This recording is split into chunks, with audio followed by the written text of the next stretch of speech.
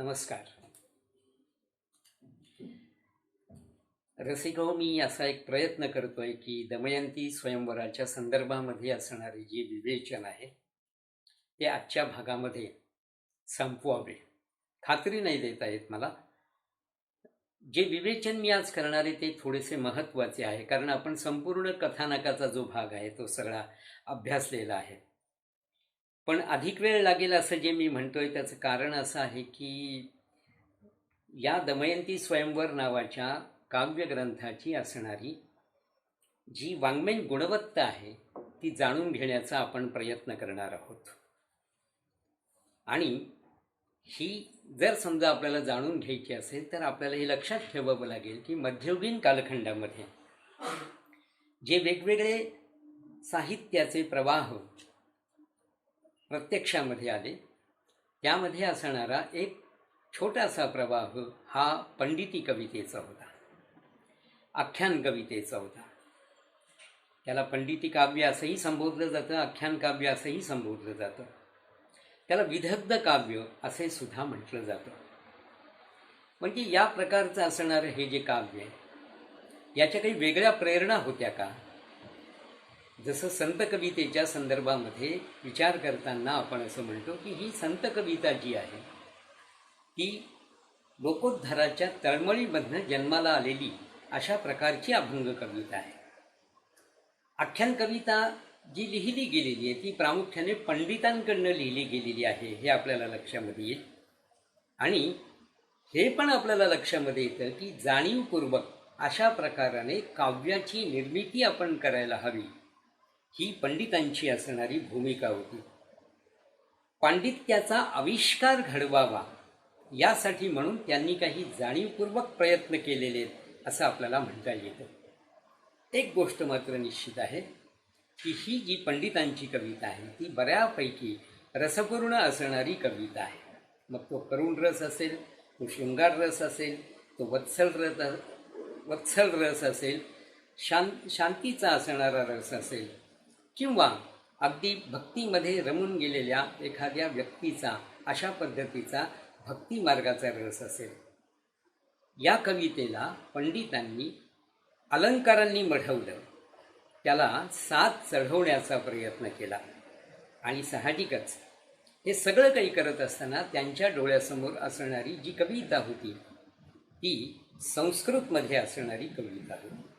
म्हणजे या प्रेरणेतनं त्यांनी काव्य निर्माण केलं. रघुनाथ पंडितांचं दमयंती स्वयंवर याला अजिबातच अपवाद नाही. त्या दृष्टीनेच आपण या काव्याकडे सुद्धा बघू शकतो.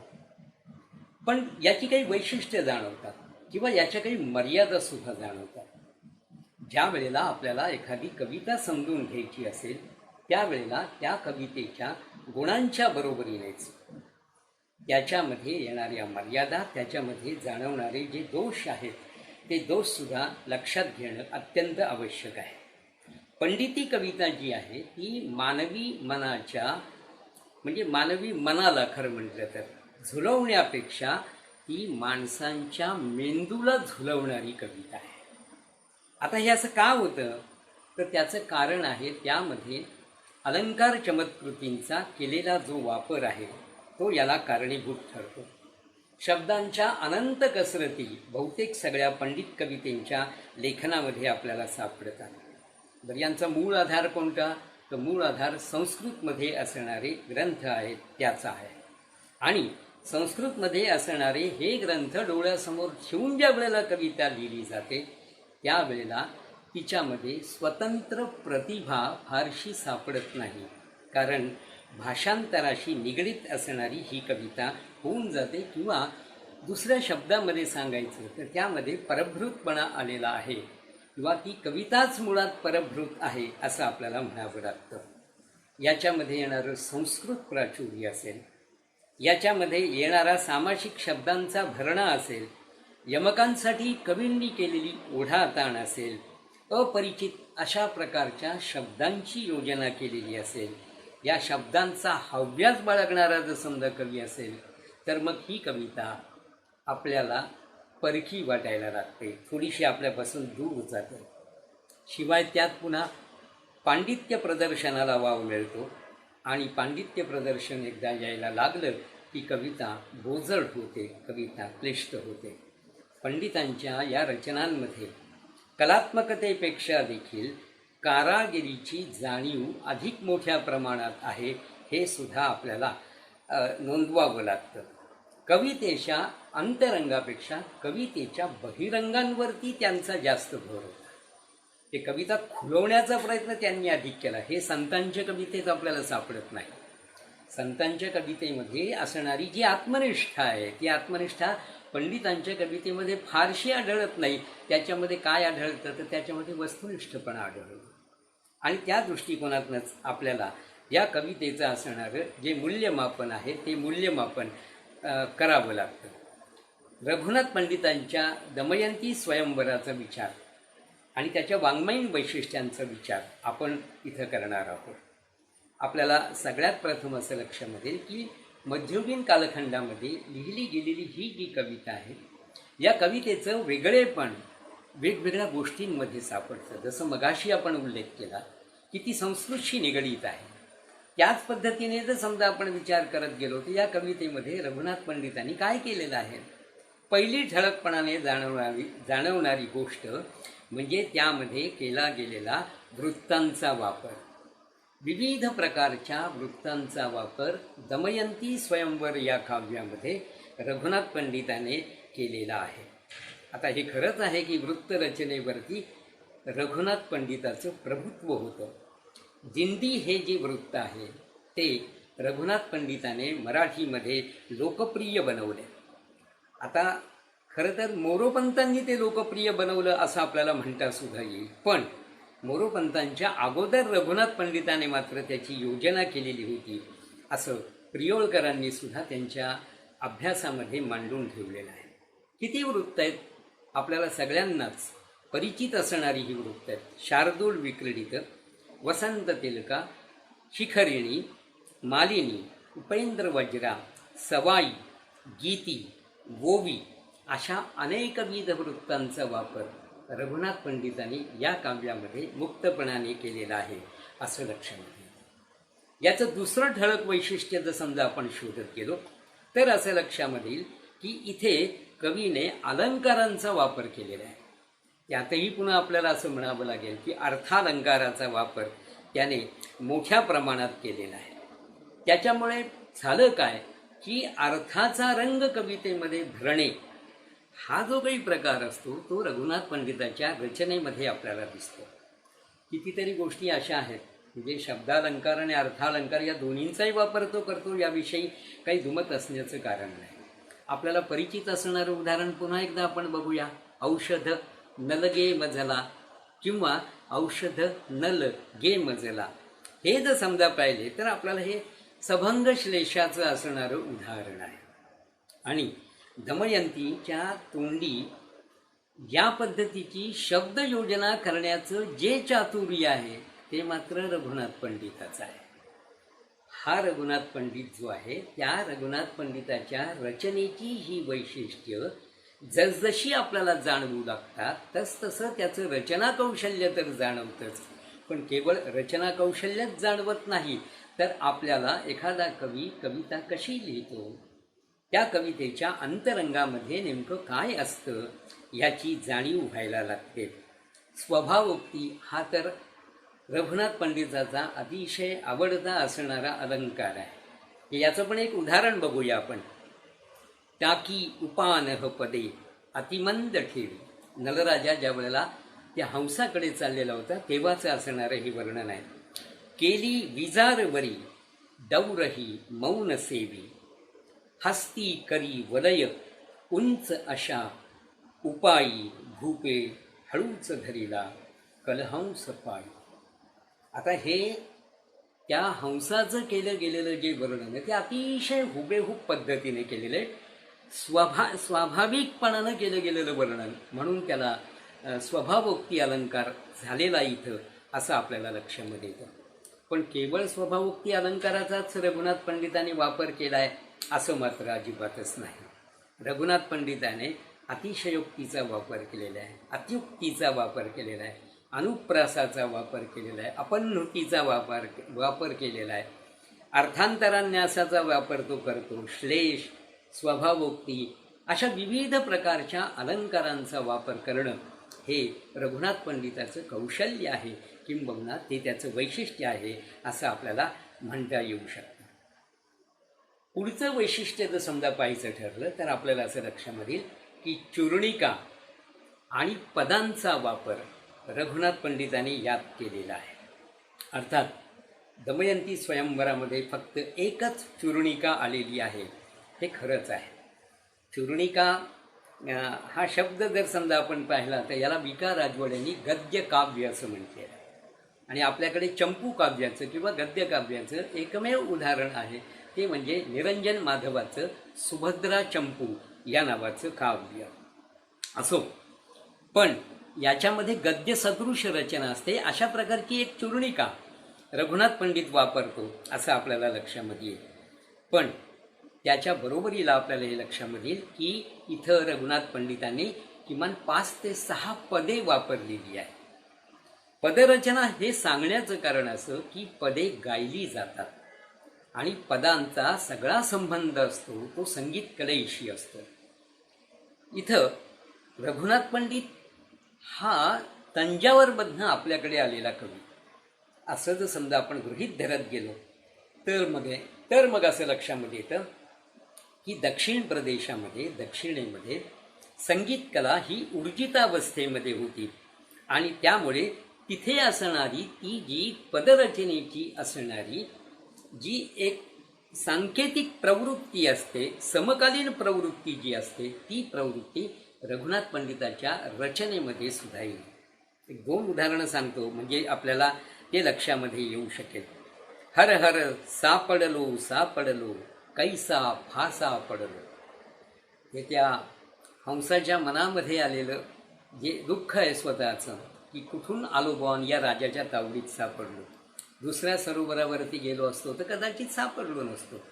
जे सांगीतिकता, लय, ध्रुपदाचा असणारा वापर, यमकाचा, अंत्ययमकाचा वापर, ही पदांची असणारी जी कोणती वैशिष्ट्ये असतात आणि त्यातही पुन्हा तालबद्धता, लयबद्धता, गेयता या सगळ्यांचा वापर रघुनाथ पंडित करतो असं आपल्याला म्हणता येऊ शकतं. किंवा आणखीन एक उदाहरण जर समजा सांगायचं झालं तर धरणीवरी धन्य झाले परोपकारी दाते. हे त्या हंसाच्याच तोंडी आलेलं आहे किंवा रघुनाथ पंडित हे सगळं खरं तर सांगत जातो. आणि त्यातून मग आपल्याला असं लक्षामध्ये येतं की चूर्णिका आणि पदांचा वापर करणं हे सुद्धा या कवितेचं असणारं वैशिष्ट्य आहे. दमयंती स्वयंवर समजून घेणे म्हणजे केवळ दमयंती स्वयंवराचे कथानक समजून घेणे नाही, या कथानकाच्याही पुढे जाऊन या कवितेच्या अंतरंगामध्ये काय आहे याचा शोध ज्या वेळेला आपण घ्यायला लागतो त्यावेळेला ही कविता आपल्याला अधिकाधिक समजते. कविता ही खरं म्हणलं तर मनाची असणारी अतिशय उत्कट अभिव्यक्ती असते आणि ही उत्कट अभिव्यक्ती जर समजा जाणून घ्यायची असेल त्याच्यासाठी म्हणून आपल्याला या कवितेच्या अंतरंगामध्ये डोकावल्याशिवाय दुसरा कुठल्याही पद्धतीचा पर्याय नाही. आता रघुनाथ पंडिताचं आणखीन एक वैशिष्ट्य आहे. खरं म्हटलं तर 2 वेगवेगळ्या गोष्टी आहेत त्याच्यामध्ये. एक म्हणजे रघुनाथ पंडिताने केलेली प्रसंग निर्मिती आणि त्यांनी केलेले त्याचे असणारे वर्णन कौशल्य. आता रघुनाथ पंडिताच्या कवितेकडे बघितलं तर अनेक प्रसंगांची गुंफण त्यांनी यामध्ये केलेली आहे. प्रसंगांची निर्मिती करणं हे कवीचे कौशल्य असते. रघुनाथाने प्रसंग निर्मितीमध्ये असणारे जे कौशल्य आहे ते कौशल्य ठायी ठायी प्रकट केलेले आहे आणि आपल्या काव्यलेखनाची असणारी चुणूक वाचकांना करून दिलेली आहे. म्हणजे आता कितीतरी प्रसंग, काही प्रसंग सांगतो आपल्याला लक्षामध्ये येतील ते. एक म्हणजे हंसाला पकडण्याचा प्रसंग आहे. तो दमयंतीकडे ज्या वेळेला जातो त्यावेळेला आपल्या सख्यांपासून या दमयंतीला दूर नेण्याचा प्रयत्न करतो, तो प्रसंग असेल. देवसभेमध्ये इंद्राच्या दरबारामध्ये नारद येतो, तो प्रसंग असेल. भोवळ आल्यानंतर दमयंतीने आपल्या आईला सूचकतेने आपल्या मनातले हृद्गत किंवा मनोगत सांगितले, तो प्रसंग असेल. स्वयंवराचा असणारा प्रसंग असेल, अशा अनेकविध प्रसंगांमधलं हे जे काव्य आहे ते रंगतदार बनवण्याचा जो प्रयत्न आहे तो रघुनाथाने केलेला आहे असं आपल्याला म्हणता येतं. आता हे प्रसंग ज्या वेळेला एखादा कवी निर्माण करतो, हे सगळे जर समजा प्रसंग खुलवायचे असतील तर त्याच्यासाठी म्हणून कवीकडे वर्णन कौशल्याची आवश्यकता असते. हे जे वर्णन कौशल्य आहे हे वर्णन कौशल्य रघुनाथ पंडिताकडे अगदी पुरेपूर आहे. राजधानीमध्ये असणाऱ्या उद्यानाचं वर्णन असेल किंवा दमयंतीच्या मुग्धपणाचं, तिच्या शृंगाराचं त्यांनी केलेलं वर्णन असेल, हे सगळी किंवा यातली बरीचशी वर्णनं अशी आहेत की जी मनामध्ये एका बाजूला आनंद देतात आपल्याला आणि दुसऱ्या बाजूला आपल्या मनामध्ये उत्कंठा निर्माण करतात. अतिशय रेखीव पद्धतीने नारद आणि इंद्र यांचा असणारा संवाद हा रंगवतो किंवा कुंडिन नगरीचं ज्या वेळेला वर्णन करतो त्यावेळेलाही त्याचं असणारं वर्णन कौशल्य आपल्याला लक्षामध्ये येतं. ज्या वेळेला कुंडिन नगरीचं वर्णन रघुनाथ पंडिताने घडवले ना, ते त्यांनी हंसाच्या नजरेतनं घडवलेलं आहे. हे त्याचं खरं म्हटलं तर ते मोठं कौशल्यच आहे असं आपल्याला म्हणावं लागेल. तो हातखंडा आहे, नेमकेपणानं वर्णन करण्याचा असणारा हातखंडा आपल्याला इथं दिसून येतो. दमयंतीच्या विरहाची स्थिती असेल, तिच्या मनाची झालेली तगमग असेल, हंस दमयंतीची भेट असेल किंवा त्यांच्या दोघांमध्ये झालेले दूत म्हणून ज्यावेळेला तो गेला त्यावेळेचे असणारे संवाद असतील, यामधून आपल्याला दमयंती स्वयंवरामध्ये असणारं हे जे वर्णन कौशल्य आहे ते सहज लक्षामध्ये घेता येतं. यानंतरचं कविता समजून घेण्याचं असणारं जे वैशिष्ट्य आहे तर ते कोणतं आहे तर ते म्हणजे व्यक्तिचित्रण किंवा स्वभाव रेखाटन. खरं तर हे काव्यग्रंथ आहे. काव्यग्रंथामध्ये व्यक्तिचित्रणाला किती वाव मिळतो हा एक प्रश्न असेल. कविता जशी जशी मोठी असते, म्हणजे एखादं महाकाव्य असेल तर त्याच्यामध्ये अनेक प्रसंग असतात, अनेक व्यक्तिरेखा असतात.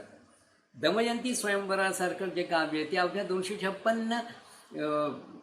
256 चरणांचं असणारं काव्य, 256 कडव्यांचं असणारं हे काव्य आणि मग वेगवेगळ्या वृत्तामध्ये बांधलेलं हे काव्य. त्याच्यामध्ये असा कितीसा स्वभाव रेखाटनाला किंवा पात्रचित्रणाला वाव मिळणार हा देखील प्रसंगच आहे. पण तरी देखील हा एक महत्त्वाचा भाग आहे. स्वभाव चित्रणाला कवी एखादा उठाव देत असतो, याचं कारण व्यक्तीचे अनेकरंगी दर्शन घडावे हा असतो. इथं आपल्याला असं लक्षामध्ये येईल की नलराजा असेल, दमयंती असेल किंवा हंस असेल, या अत्यंत उठावदार असणाऱ्या व्यक्तिरेखा आहेत. पण शारदा, इंद्रदेव यासारख्या गौण व्यक्तिरेखा देखील इथे आलेल्या आहेत असं आपल्याला म्हणता येतं. म्हणजे नलराजाची व्यक्तिरेखा जर समजा पाहिली तर ती खरं म्हटलं तर अतिशय साधी आणि अतिशय सरळ असणारी आहे. मुळात असं आहे की हा राजा त्याचे जेवढे काही गुण सांगितलेत त्या पद्धतीने आपल्याला या कवितेत जाणवतो का, तर याचं उत्तर नाही असं आहे. क्रियाशील नसलेले अशा प्रकारचं असणारं हे व्यक्तिमत्व आहे. त्याच्या सर्व गुणांचं प्रत्यंतर मात्र या स्वयंवर कथेमध्ये निश्चितपणानं येत नाही. हंसाची व्यक्तिरेखा जर समजा पाहिली तर ती पूर्णपणाने वेगळी आहे. दमयंती स्वयंवर लोकांना भावतं त्याचं कारणच हे आहे. त्यातली ही हंसाची व्यक्तिरेखा ही पूर्णपणाने वेगळी, मुख्य म्हणजे मानवी भावभावना प्रकट करणारी अशा प्रकारची आहे. एक स्वतंत्र अशा प्रकारची व्यक्तिरेखा या काव्यात उभी राहते. खरं तर याचं श्रेय द्यायला पाहिजे श्रीहर्षाला, कारण त्याने त्या पद्धतीचे संवाद जे आहेत ते मूळ संस्कृतामध्ये लिहिलेले आहेत. गुणसंपन्नतेचे आणि म्हणजे नलराजाच्या गुणसंपन्नतेचे आणि सौंदर्याचे किंवा दमयंतीच्या सौंदर्याचं दर्शन जे आहे ते दर्शन आपल्याला घडतं ते या हंसामुळे घडतं. त्यामुळे हंसाची असणारी जी व्यक्तिरेखा आहे, आता तिच्यामध्ये सुद्धा मानवी भावभावनांचे वेगळे रंग कसे की ज्या वेळेला राजा पकडतो त्यावेळेला तो अतिशय गयावया करतो आणि ही जी गयावया करतो त्यातून या ग्रंथामध्ये करुण रसाची सुद्धा निर्मिती होते. म्हणजे म्हातारी उडता नयेच तिजला असं आपल्या आईचं वर्णन करतो. नवप्रसवते 7 दिवसांची म्हणजे ही पत्नीचं असणारं वर्णन आहे. आता माझ्या पिलांचं काय होणार हे ज्यावेळेला तो म्हणतो त्यावेळेला करुण रसाचा प्रत्यय आपल्याला येतो. खरं सांगायचं तर इथे असणारा जो हंस आहे तो कुटुंब वत्सल असणारा हंस आहे. आणि तो नुसताच कुटुंब वत्सल नाही, तर तो कुटुंब प्रमुख आहे. आणि पकडल्याच्या नंतर आता त्याच्या मनाची होणारी जी विकल अवस्था आहे ती सुद्धा रघुनाथ पंडिताने अतिशय अप्रतिम पद्धतीने वर्णन केलेली आहे असं आपल्याला लक्षामध्ये येईल. ती दूताची भूमिका म्हणजे नलराजाने ज्या वेळेला दूताची भूमिका निभावली त्याच्याही पेक्षा एक महत्त्वपूर्ण अशा प्रकारच्या दूताची भूमिका इथं या हंसाने रंगवलेली आपल्याला दिसते. हा हंस एका अर्थानं निरोप्याच्या भूमिकेत आहे. आणि खरं सांगायचं तर अगदी घरगुती वाटावा अशा प्रकारची ही व्यक्तिरेखा या रघुनाथांनी रंगवलेली आपल्याला दिसत जाते. त्यातून एक वेगळा बाज या व्यक्तिरेखेला प्रकट होतो असं आपल्याला म्हणता येईल. दमयंतीच्या संदर्भामध्ये फार विशेष असं काही म्हणता येणार नाही, पण तिचं असणारं सौंदर्य, तिची असणारी यौवनसुलभ अशी मनोवृत्ती, सलज्ज असणारी दमयंती, मुग्ध असणारा तिच्या मनातला प्रीतिभाव, विरहाने व्याकुळ झालेली दमयंती, एक जिज्ञासू असणारी अभिसारिका आणि औषध नल गे मजला असं सांगत स्वतःच्या आईला सूचकपणाने स्वतःचं हृद्गत सांगणारी एक विरह व्याकुळ असणारी रूपयौवना नलराजाच्या बरोबर ज्यावेळेला ती संवाद साधते ना त्यावेळेला आपल्या दृढ असणाऱ्या प्रीतीचा उच्चार करते, पण स्वतःची मर्यादा मात्र कुठेही सोडत नाही. इंद्राला सुद्धा त्याची सुयोग्य जागा दाखवून देण्याचं काम या दमयंतीनं केलेलं आहे. म्हणून दमयंती सुद्धा आपल्या मनामध्ये भरते. गौण व्यक्तिरेखांमध्ये फारसं काही सापडत नाही. सापडते ती फक्त शारदा किंवा ब्रह्मदेवाची कन्या सरस्वती. ही या दमयंतीची असणारी प्रिय सखी आहे, लक्षात राहणारी आहे. ती लक्षात राहते याचं एकमेव कारण म्हणजे ती खऱ्या नलराजाची ओळख एखाद्या वकिलाप्रमाणे दमयंतीला करून देत असते. आणि हे तिचं असणारं वैशिष्ट्य आहे असं म्हणता येईल. एका महत्त्वाच्या गुणांचा परिचय आपल्याला आणखीन करून घेणं आवश्यक आहे, आणि तो म्हणजे या कवितेची असणारी भाषाशैली. या काव्याची भाषाशैली ही प्रामुख्यानं अलंकारयुक्त आहे. ते सरस आहे काव्य. सरस असणारा कथाभाग त्या रघुनाथ पंडिताने रंगवलेला आहेच, याविषयी काही वाद नाही. त्यामुळे संस्कृतचा मोठा प्रभाव आपल्याला या कवितेवर पडलेला आहे असं दिसून येतं. दीर्घ समासांचा उपयोग अनेक ठिकाणी कवीनं केलेला आहे. अनेक संस्कृतमध्ये असणारे कवी संकेतसुद्धा त्याने वापरलेले आहेत. काही फारसी आणि अरबी शब्दांचा वापरसुद्धा यामध्ये आलेला आहे.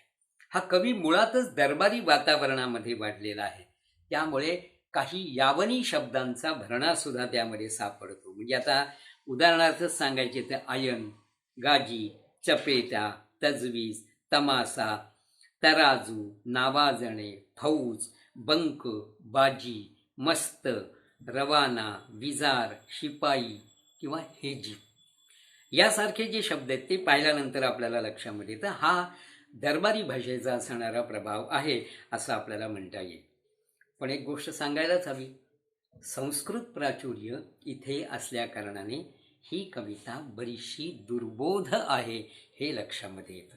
हां, आवडते ती कविता आपल्याला का, तर त्याच्यामध्ये असणारा जो रंजक कथाभाग आहे तो मात्र मनाला मोहवत जातो किंवा रसिकांच्या मनावरती तो निश्चितपणानं मोहिनी घालतो.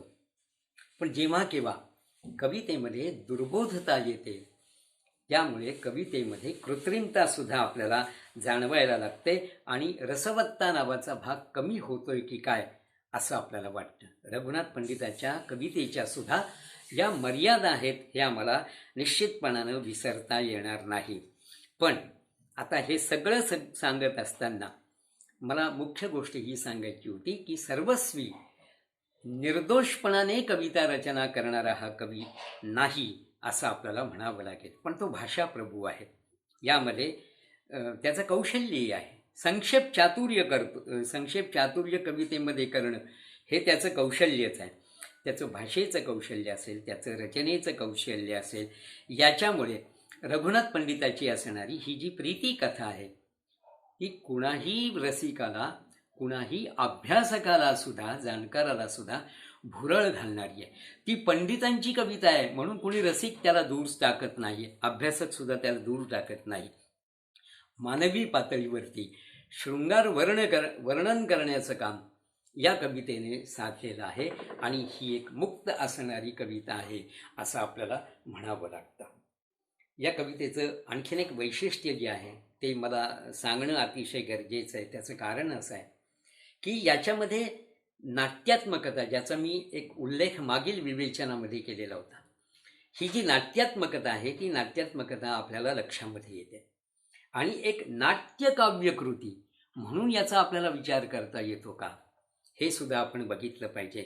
म्हणजे नाटकामध्ये संवाद असतो, नाटकामध्ये संघर्ष असतो, नाटकामध्ये उत्कंठा असते आणि क्वचित या नाटकामध्ये मनोरंजन करण्याचा सुद्धा प्रयत्न असतो. दमयंती स्वयंवरामध्ये नाट्यपूर्ण पद्धतीचे असे अनेक प्रसंग आपल्याला सापडतील. म्हणजे जसं कथाकाव्य म्हणून आपण याचा विचार करू शकतो, तसं हे एक नाट्यकाव्य आहे का, ही नाट्यकाव्य कृती आहे का, असा सुद्धा विचार आपल्याला निश्चितपणानं करता येऊ शकेल. रसिको हो, इथपर्यंतचा भाग हा विवेचनासाठी म्हणून मी निवडलेला होता. पण काही जणांनी प्रतिक्रियेमध्ये मला काही प्रश्न विचारले होते. त्याच्यामधला एक प्रश्न असा होता की दमयंती स्वयंवरच तुम्ही का निवडलं, दुसरा ग्रंथ का निवडला नाही? खरं म्हटलं तर या पाठीमागे कोणत्याही पद्धतीचं लॉजिक, कोणत्याही पद्धतीचं तर्कशास्त्र नव्हतं.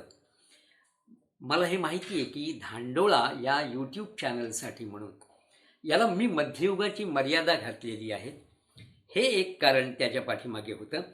आणि त्याच्याबरोबरच असं आहे की अध्यात्म आणि भक्ती हे सोडूनसुद्धा मध्ययुगामध्ये कविता लिहिली जात होती, हे पंडिती कवितेच्या निमित्ताने लक्षामध्ये येतं. पण सगळ्या पंडितांच्या कवितेत सुद्धा ते सापडत नाहीत. अपवाद म्हणून आपल्याला रघुनाथ पंडिताचा विचार करता येतो. विस्मृतीच्या काठावरती रेंगाळत जाणारे जे काही ग्रंथ असतात त्यापैकीच असणारा हा ग्रंथ आहे, म्हणून या ग्रंथाची खरं तर निवड केलेली होती. आणि आणखीन एक महत्त्वाचं कारण होतं, ते म्हणजे भोवतालचं असणारं भयान वास्तव.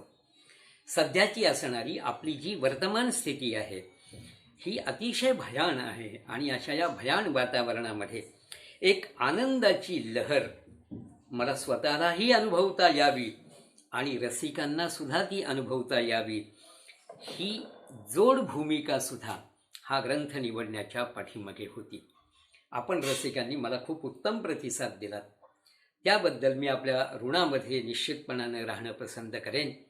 मला थोडासा अधिक वेळ त्यानिमित्तानं लाभला, पण आता दमयंती स्वयंवराच्या नंतर माझ्या डोळ्यासमोर एक नवा ग्रंथ आहे. हा ग्रंथ कुणाचा आहे हे मी आत्ता सांगत नाही, फक्त या ग्रंथाचं नाव मात्र मी आपल्याला सांगतो. या ग्रंथाचं नाव आहे कदमराव पदमराव. थोडं वेगळं वाटलं ना? हो, आहेच तो ग्रंथ तसा. या नव्या ग्रंथाची ओळख होण्यासाठी आपण लवकरच भेटणार आहोत, पण किमान 1 आठवड्याच्या विश्रांतीनंतर. सर्व जाणकार, विद्यार्थी, रसिक आणि ऐकत असणारे सारेच श्रोतेजन हो, आपल्याला मी नमस्कार करतो आणि दमयंती स्वयंवराविषयीचे असणारे हे जे विवेचन आहे हे इथे थांबले असे नम्रपणाने सांगतो. नमस्कार.